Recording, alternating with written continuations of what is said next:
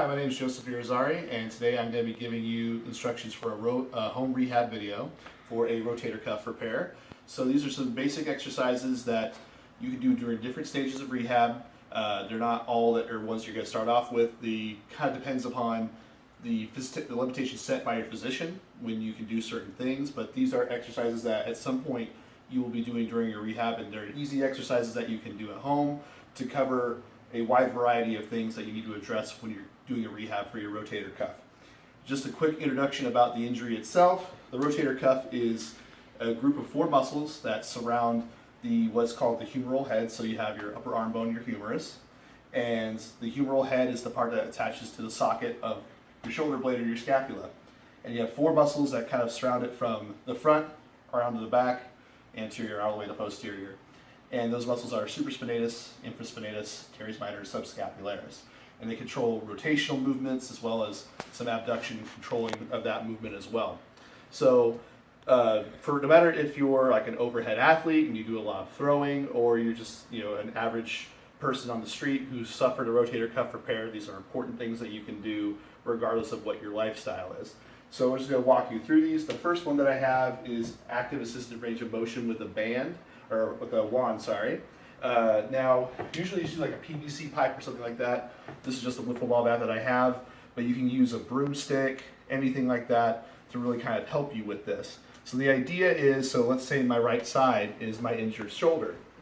So all you do is you just get a grip on the end of whatever you're using for your wand, and you're going to be controlling the movement with your uninjured side, in this case my left side.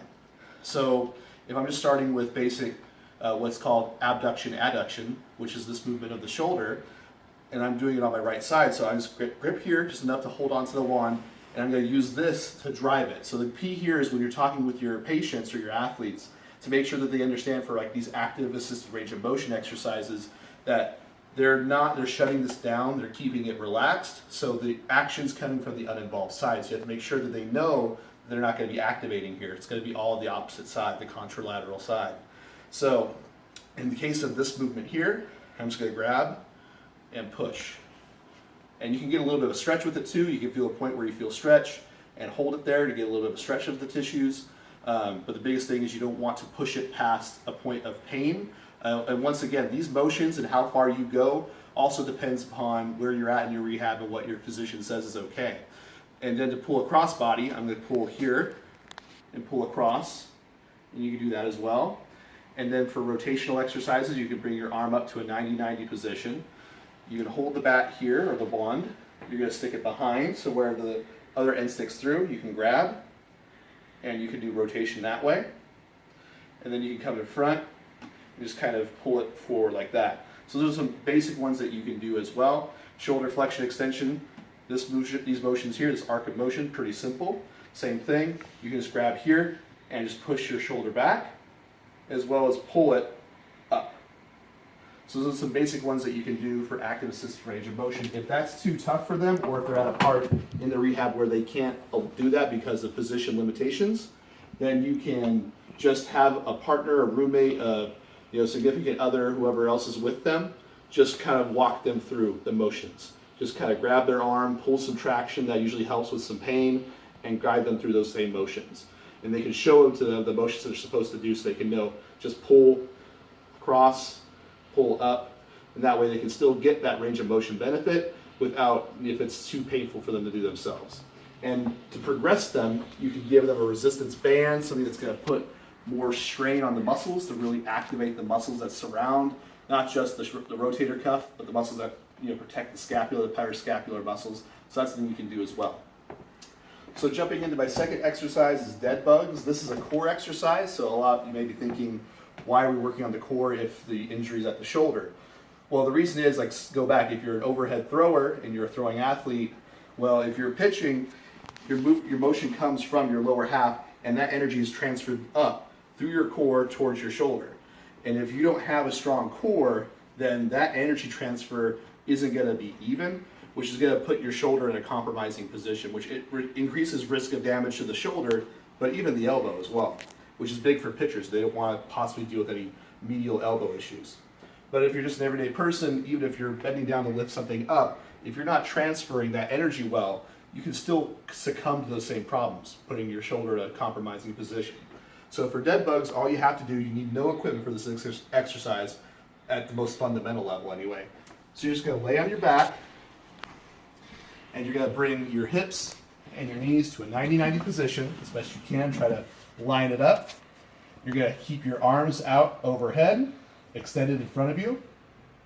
And what you're going to do is you're gonna take opposite limbs. So I'm gonna start off with my right leg and my left arm. So it's just diagonals. And what you do is you extend both of those, trying to keep the other ones in place. And it's tough, and it takes a little bit of control to kind of get used to that motion. But then you come back, and you try to do the same thing. Come overhead. And it's just working on that control. Now, the big thing here is that they have to make sure that they're engaging their abs as well as their lower back musculature, because that's all part of the core. Now, if this is too tough for them, you can just regress it by just having them come to that same starting position and just work on their legs.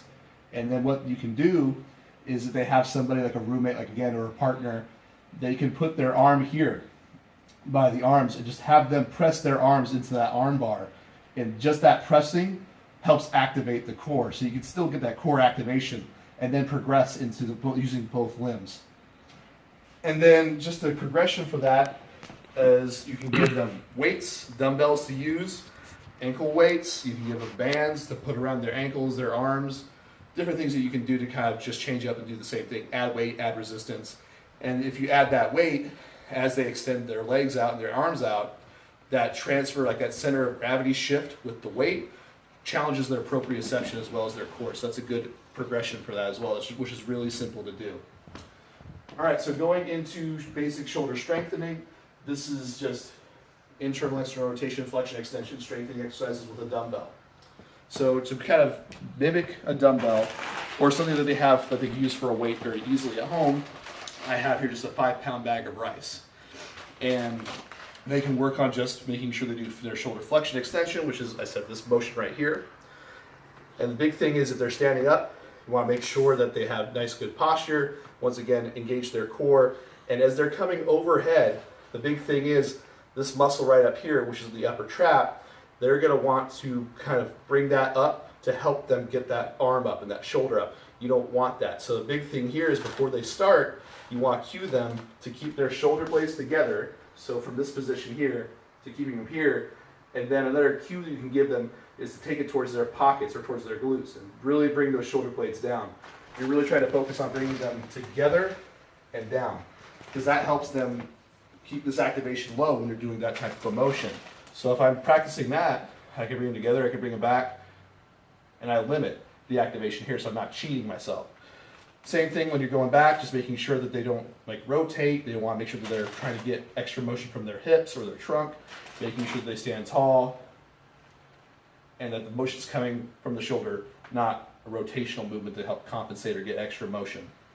And then for internal, external rotation, all you have to do is you can just lay on your side, and you can put a towel in here. Keep your elbow really nice and tucked into the body, and you're just going to focus on coming in, or sorry, going out, my bad, and just doing that same type of exercise. And you can do those to get rotational movements. And like I said, the really great thing about this is you can use everyday objects. You don't even have to have a dumbbell. And then progression for that is just making sure you can add more weights to it if they need more weight. Like I said, it's a 5-pound bag of rice. That's a pretty good weight to start off with. But if they can get dumbbells, 10-pound dumbbells, progress from there. Also, you can have them get to a point and hold it, or you can have them do it for time to get more muscle endurance as opposed to muscle strength. Or you can just have them go and not specify a time and just have them go until they're fatigued. And you can have somebody that's with them, a partner, just have them test it till they go further. That way they can make sure they work on proper control of those muscles, because once they get fatigued, that's when their body's going to really want to compensate for them. And you can test them that way, really test them with a progression that way. And then regression for that is just isometrics. So what that means is you're just going to be doing exercises where you're trying to get that muscle to fire, but you're not changing the length of the joint itself. So basic things you can do here is you can just do this all with a wall, which is you can just, if you're trying to do external rotation, you can just get against the wall, make sure you have your arm at 90-90, tucked in, stand up straight, and just push into the wall. And I can feel my arm pushing in, but I'm not changing any length of any joints here. And you can do the same thing with like extension of the shoulder, stand up tall, push into the wall, and flip around, and do shoulder flexion, push into the wall. All these things you want to make sure that they're not trying to compensate, not trying to shrug their shoulders, not trying to rotate their hips. Those are all things that they're going to want to do to help guide the shoulder to take some tension off of it or get some extra motion. We don't want that. So moving into exercise 4, we have our I's, Y's, and T's with a weight. This is where you can use your bag of rice again. These are a pretty simple set of exercises where you're going to be laying on your stomach.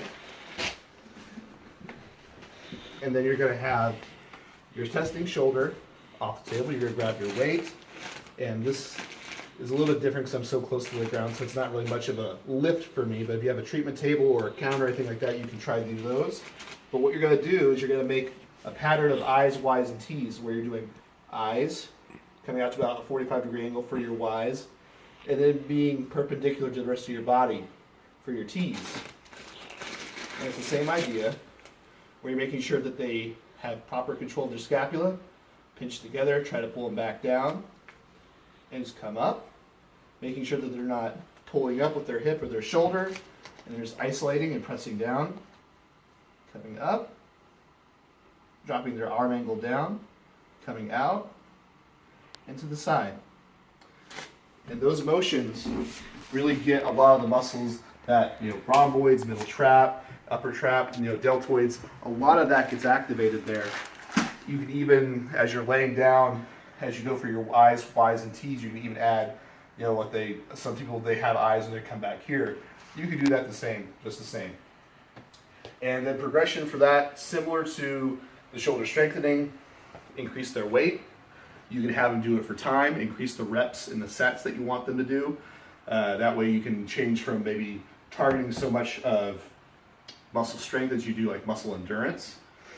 And then if it's too much for them, take the weight away, just have them do the motion on their own, focusing on proper control of the muscles that surround the scapula and the shoulder, so they're not compensating, just working on fine muscle control. The last exercise they can do at home is D2 patterns with a resistance band. So this isn't the ideal way, because typically you want like something like this, which is not ideal either, but like a body blade where they can go through this motion and they can move something that's going to create some resistance in the air that makes it harder to move. Now, most people don't have a body blade, so what you can do instead of that is use a resistance band, which we have plenty of, and I can just cut them a resistance band at home. And if you just go to a door frame, you can tie it up, put it in the top of the door, shut the door so where the band's hanging down, and they can still pull down with resistance. And the idea is they're going to go through this diagonal pattern. So you can still do that with a band at the top. You can put the band around the foot so it's anchored down, and they can still do the same thing, cross body. Same idea, just giving them a band to go through this motion. And that creates like multi-plane motion, more dynamic movements, more like lifting motions.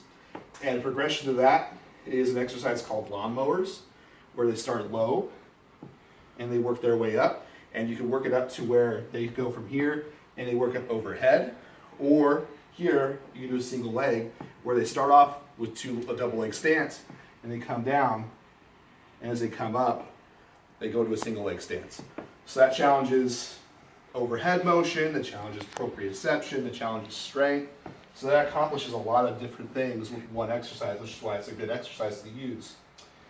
And then if that's too much for them, you need to regress them, you can do supine, which is just, once again, you're going to be laying on your back, and you can get a partner and just have them get used to this motion where they're doing this, and then the partner could come in and give resistance throughout the motion. So they can and that way they can control how much resistance is given. If this is fine for them, without any weight or resistance at all, then do that. And then you can if that's the bare minimum, then you progress to some light resistance, and then you maybe increase that resistance to where you get to, you can use a band. So those are 5 very simple exercises that target everything from the shoulder directly to the muscles on the scapula that act on the shoulder and neck and spine, to like core exercises with the dead bugs. So like I said, the core is just as important as the actual shoulder itself. Like this dispersion of force, as the force comes up and comes to the shoulder, you want to make sure that you have a good activation of your core. No matter if you're doing heavy lifting or you're throwing, you have to be able to have those things. Otherwise, you put your shoulder in a really compromised position where you increase your chances of risk.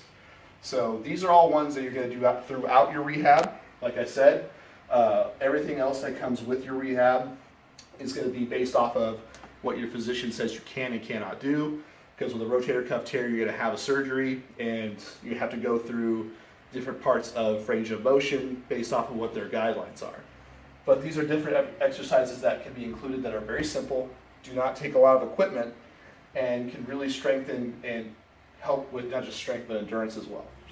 So I hope this helps. I hope this is very simple, easy to follow, and these are great exercises to do at home for your rotator cuff rehab. Thank you for your time.